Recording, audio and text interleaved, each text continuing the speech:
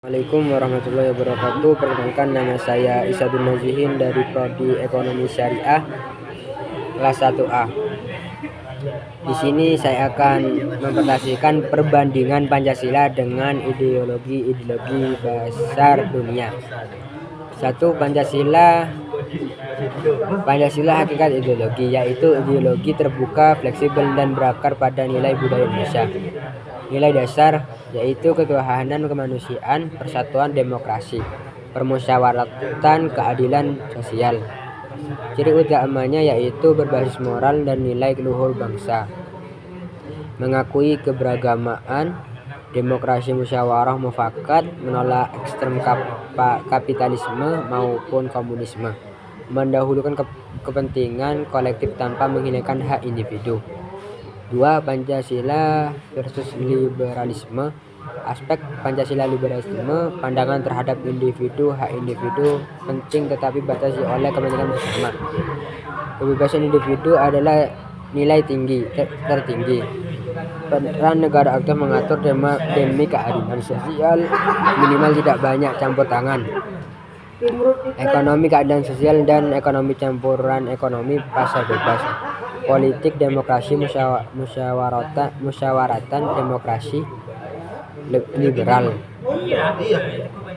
Inti perbedaan yaitu Pancasila lebih menyeimbangkan antara kebebasan individu dan kepentingan kolektif, sedangkan liberalisme sangat menekankan kebebasan individu.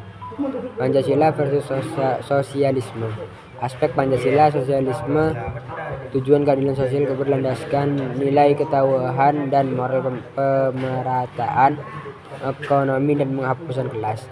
Ekonomi gabungan yaitu ada sektor negara, koperasi, dan swasta, kepemilikan kolektif atau dasar negara atas alat produksi. Kebebasan mengakui kebebasan individu dalam koridor moral. Kebebasan individu cenderung dibatasi demi kolektif. Nilai spiritual, nilai agama sangat penting. Nilai spiritual tidak menjadi landasan utama. Inti perbedaan Pancasila yaitu tidak menolak kepemilikan pribadi dan tetap menempatkan agama sebagai nilai utama, yakni sosialisme lebih menitikberatkan pada pemerataan ekonomi material. 4. Pancasila versus komunisme. Aspek Pancasila komunisme, dasar filosofi ketahuan dan kemanusiaan, materialisme dan dialektif, pandangan agama mengakui dan menjunjung agama tidak mengakui agama.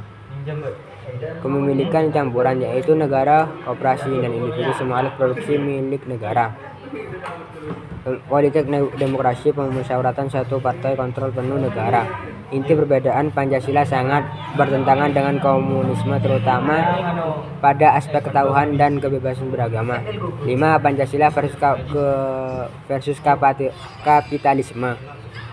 Aspek Pancasila kapitalisme, fokus utama sosial dan keseimbangan profit, kebebasan pasar. Distribusi kekayaan negara hadir untuk pemerataan, kesenjangan dianggap wajar. Peran negara mengatur agar adil, minimalkan regulasi. Nilai moral berbasis nilai luhur kemanusiaan. Nilai moral tidak menjadi dasar utama sistem ekonomi. Inti perbedaannya yaitu Pancasila mengatur pasar agar berkeadilan, kapitalisme mengutamakan pasar bebas.